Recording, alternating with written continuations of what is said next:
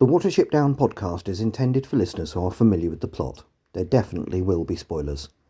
This episode is scripted by Newell Fisher, Ogpuee and Bob Cropman.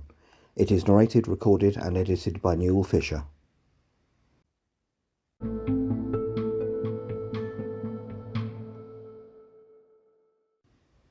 Hello, and welcome to the Watership Down Podcast episode 208, in which I must apologise, but we will not be introducing the graphic novel, as I said we would be at the end of the last episode, as I walked, tired but happy, away from the beach hangar on Watership Down, as there are a lot of loose ends to be tidied up first.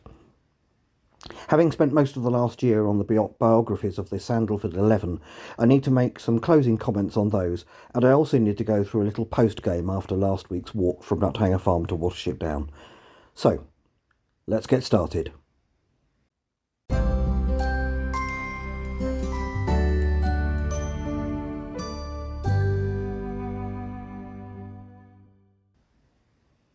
Looking back at the character biographies. When I finished going through the Netflix miniseries in mid-November last year, I had the idea of going through the biographies of the 11 rabbits who first leave Sandalford, otherwise known as the Sandalford 11, in the run-up to episode 200. This gave me 6 episodes, which was obviously going to be more than enough. Yeah, right. In fact, in order to do them justice, it has taken 12 extended episodes, which have taken so long to complete because of my appalling ill health in the run-up to last Christmas, followed by my return to work in a new role and a recent extension of my working hours. For most of the time I've made this podcast, I've been acting as a carer, working part-time doing night and evening shifts. However, following the death of my father last year, our circumstances have been changing a lot, and I've been moving back to a more conventional working pattern that, while very welcome, has meant that in reality there is a lot less time in which to make a podcast. As well as work and podcasting, myself and my wife have 3 beautiful grandchildren, and we are, and have always been, active grandparents. So I've had to make decisions about the use of my time. This is why the minimum time between episodes, with the exception of last week's surprise video episode, is now 2 weeks. And will remain so. But one positive thing has come out of these biographies. I'm now very clear on the episodes that will follow going through the graphic novel. Starting with Strawberry and finishing with Campion, I will be going through the biographies of all those who joined the Warren on Watership Down after the Sandalford 11 or who were not from Sandalford. And yes, this will include characters who do not appear in the original novel. This will not be done in very extended episodes and might take some time, for which I make no apology. So, before moving on, I'd like to quote one of the extended comments on the biographies that have appeared on the YouTube channel. This one is from Owsler member Ogpuee, whose comments are always fascinating to read. Quote, "My opinion of Hazel from the TV series? I find him fine. Although the main cast of the TV series consists of the typical tokens you see in cartoon kids shows. Blackberry, Smurfette, Bigwig, a muscle guy, Hawkbit, Grouch, Dandelion, goof off with an equally goofy voice. I'm glad they didn't turn Hazel into the unpleasant leader like Cyclops from X-Men TAS or Fox from the Animals of Farthing Wood. He's kind, supportive, reasonable for others, and also treats everyone equally. Also, arguments with Bigwig occur when we have a clash of world views, and both sides always have valid points, and Bigwig still respects Hazel. However, one minor thing is bothering me. As for Season 3, I'll add that I didn't like the moment when Hazel brushed off the Owslers' complaints about Bigwig's bossiness. I know that scene was meant more as comedy, and Hazel was right to point out that they also need to solve their own problems, but they could have given us a moment where Hazel explained to Bigwig that he should be more considerate. In the book, let me remind you, Hazel wanted his Warren to be peaceful, and at first didn't even want Bigwig in his group, thinking he'd be a bully. Unfortunately, Season 3 made a lot of bad mistakes and wasted many opportunities, which is a shame because it had potential and it's quite enjoyable to watch, and could have been worse, like Season 3 of The Animals of Farthing Wood.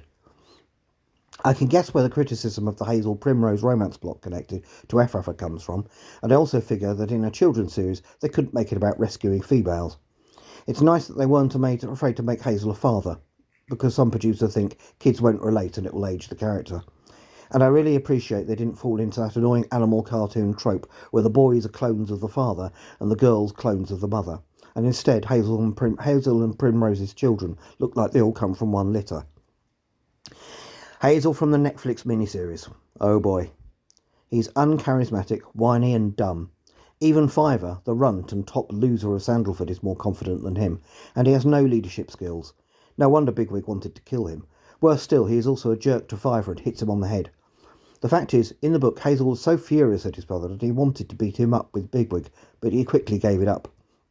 Whatever one might say about Hazel from the TV series, 1999 Hazel at least was confident, kept his cool, and you could believe why the other rabbits followed him. And if necessary, he could fight. In the book, there were suggestions that he had a fair chance of being in Sandalford's Owsler. Maybe not with Woundwort, but he could handle some strong rabbit like Moss. I suppose they wanted to make Netflix's Hazel more flawed and relatable, but again, the 1999 version did it better. In the second episode of the TV series, Hazel expressed doubts about whether he really was a good leader. And it turns out that of all the Sandalford rabbits, he is the best suited.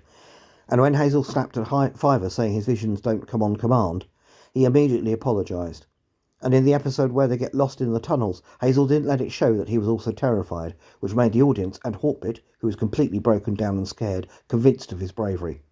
And the only moment Hazel showed his vulnerability was when he accidentally confessed his love to Primrose. The peak of Netflix Hazel's idiocy, though, was taking part in luring the dog. I get that they wanted to give the main character a bigger role in events, and I also understand why in the TV series Hazel takes part in the African negotiation mission, and I agree they could have handled it better, since in the book Hazel carefully selected the members of the expedition. But this is executed terribly. Most of all, they kept the leg wound, and the miniseries makes it very clear that Hazel is tormented by the pain.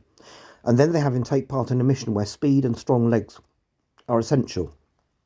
They even mentioned that Dandelion was injured, which is why he's out. Realistically, the dog should have caught up with Hazel right away and devoured him. If they wanted to keep the gunshot wound, then instead of the leg, it should have been somewhere else. Personally, I'd put it on the rump, a wound that doesn't threaten mobility but is still painful, and on top of that, not very heroic and a source of mockery.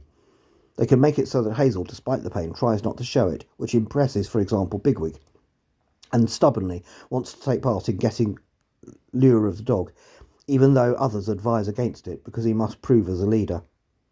There is one funny thing about the Netflix Hazel. In the Polish dub of the Netflix series, Hazel is voiced by the same guy who voiced Fiver in the Polish dub of the TV series, which adds to his increased insecurity of the Netflix version. End quote. Thank you for those thoughts on Hazel, Ogpuee. I'm very glad I spent 4 episodes on him, and you make a good point about the overall authority of the 1999 TV series Hazel, who had a voice actor to match his authority, even if the script required him to act well below that standard at times. Anyway, time for a little post-game.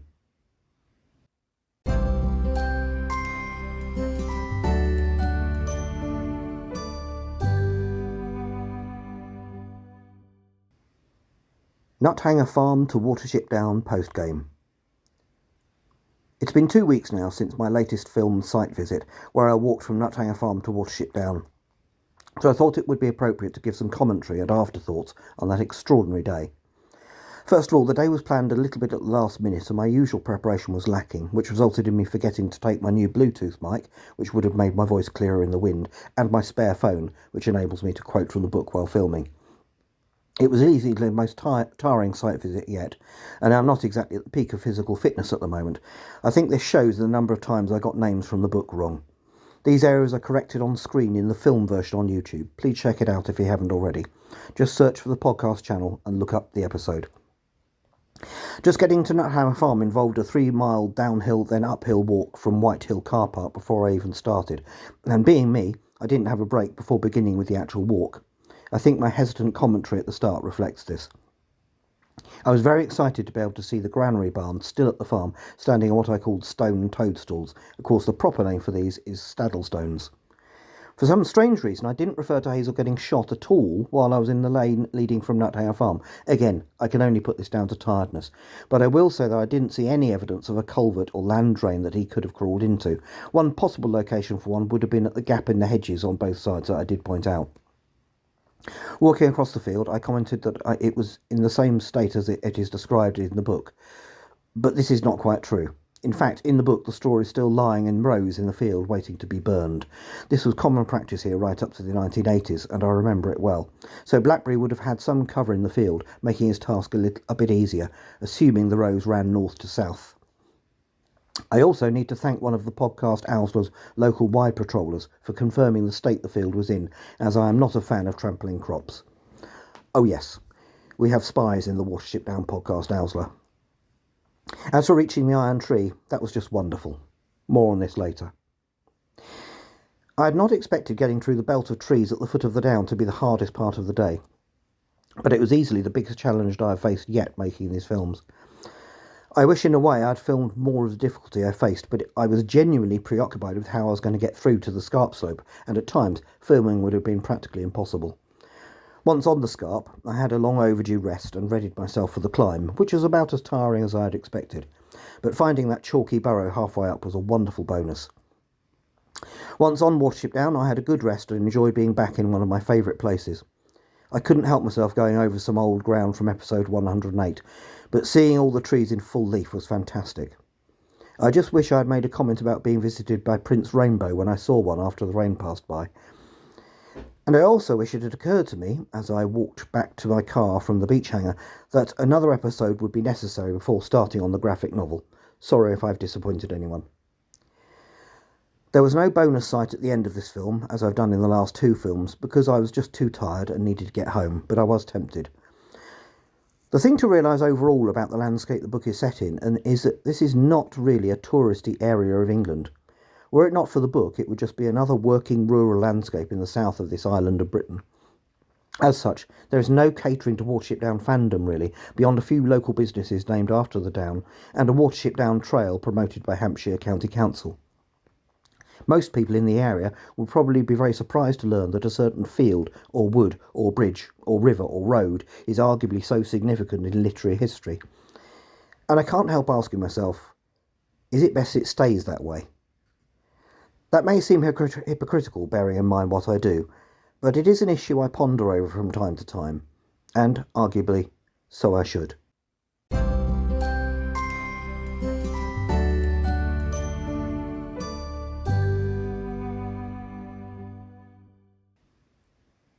The Great Iron Tree Controversy. I've been in correspondence on and off for some time now with a gentleman by the name of Bob Cropman. He is very familiar with the landscape Watership Down is set in, and is also a drone operator. More on that later.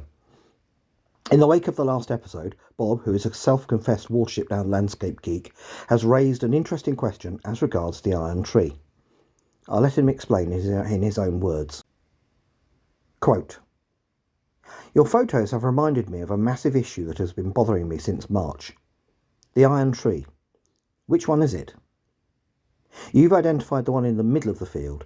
I always thought it was the one closer to the slope, but still in the field proper. But reading the text closely again, it could even be the one in the bushes." End quote. In response to me pointing out the one I walked to, Bob replied, quote, "I used to think it was that one. Its registration is PA65 too. But I then changed my mind to it being the one closer to the hill, PA64. But now I don't know, as it could even be the one in the bushes, PA63. I've been metaphorically tearing my hair out about it since March. PA65 seems obvious due to its position in a straight line, but blackberry lures Bob into the field down the road, which suggests to the west due to the slope. Here there was a gate which has been filled in with bushes. Its location is visible on Google Maps as a light green indentation. To go back a bit, in chapter 20 the rabbits are coming from slightly to the northwest. Given the specific just under 3-mile travel itinerary from Cowslips Warren, there's no way it can be PA65. It would be PA64, which is what I think Chris Boyce concluded. Also, in chapter 45, dandelion, hazel and blackberry emerge from running down the face of the down in the belt of hawthorn and dogwood where the pylon stood. That last one is either a generous interpretation of PA64 or it is PA63 up in the brambles at the side of the field. Also, the term iron tree isn't used as a proper noun. That would be iron tree. Side note, Bob used a capital I and T here. So I'm wondering if Adams used the term for different pylons when seen through rabbit eyes. It is a total mind-bender. End quote. So there we have it. A controversy perhaps unmatched since the lost paragraph, and one I plan to stir up as much as I can, obviously, because as a podcaster, why wouldn't I? Insert smiley face here. In response to Bob, I pointed out a passage from the book that says Blackberry reaches the pylon line halfway across the field. It's on page 400 of my Kindle edition of the book. However, there is no doubt that in the book, Blackberry enters the field further to the west than I did, at a gate that is no longer there and also looks impassable now, looking at Google Earth. The gap I went through into the field is the one Blackberry uses in the 1978 film, On His Way to Heisensley. However, and this is where it gets interesting, the iron tree that Heisensley hides under does look a lot closer to the fence than the one I walked to. Indeed, I think I made a passing comment on this as I crossed the field. So, to help you join in with this controversy, allow me to make clear the identities of the four iron trees, or pylons as we humans call them, in that field. Furthest to the west is PA 63, which lies right by the line of trees at the foot of the down, and right by the road Hazel is released on by Dr. Adams further to the south in the chapter Dea Ex Machina. To the northeast of that is PA 64, which is about 2/3 of the way across the field from the north. To the northeast of that is PA 65, which is halfway across the field from the north and in a direct line between the bottom of Nuthanger Lane and the beach hanger on Watership Down. This is the one I walked to and treated as being the iron tree. When I got to the top of the down, you could see I was a bit to the east of this line due to where I found a way onto the scarp, as well as due to the need to get to the gate in the gallops fence so I could reach the beach hanger. And lastly, to the northeast of PA 65 is PA 66, which is roughly 1/3 of the way across the field from the north and probably is not referred to in the book. But who knows? Out of interest, the iron tree I photographed to the north of the road leading to Nuthanger Farm from Kingsclear is presumably called PA 68. So, have at it. What are your thoughts on which iron tree is referred to at various points in the book? And yes, this does have the makings of a future episode. Lastly this week, Bob is developing a website on which he is going to include all his drone shots of the Watership Down landscape, which is now live. I'll let him explain.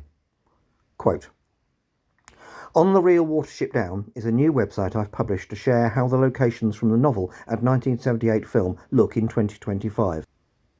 The first shoots of the project sprouted in 2021, when I met with friends at the Watership Down Inn in the small Hampshire village of Freefolk. At the time, and living 2 hours away by road, I was unaware that Watership Down was a real place. In the subsequent weeks, I eventually found the chance to be able to visit the down and very quickly fell in love with it for its beauty, views and peaceful ambience.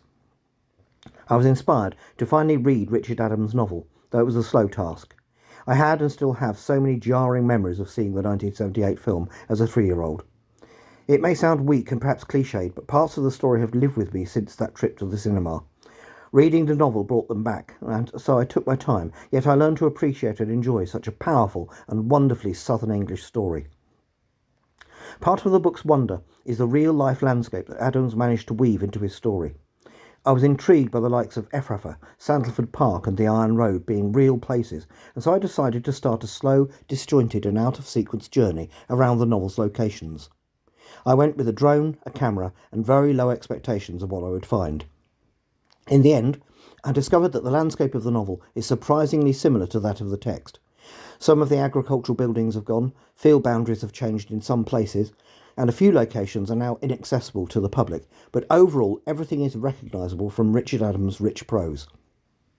With the encouragement of my very best friend, I decided that rather than leave my photographs unloved on my hard drive, I should find a way to share them with anyone interested in the Watership Down landscape. And so I put On the Real Watership Down together across the spring and summer of 2025. As you would expect, I've recorded all of the major sites from the book, including Sandalford Park, Newtown Common and the entire flight to the test sequence. I've also found my way to many of the lesser known sites that are featured, including the copse where the fox struck, Cottington's Clump, the woods west of Ekinswell and Nutley Copse. There are still more to come. You can find On the Real Watership Down at watershipdownonline.co.uk. I've chosen this particular URL as in the near future I will be adding more of my own writing about the story. End quote. It's so strange that meeting in Freefolk happened in 2021, the same year this podcast started. Please do check out Bob's website, which is now up. The URL will be in the notes. And of course, Bob Cropman is hereby inducted into the Watership Down Podcast Owsler as our official Keehaw. Welcome, Bob. Please watch your language and try to warn us when you are headed for the Peakwater. So then, that's the Burrow tided, ready for us to move on to pastures new.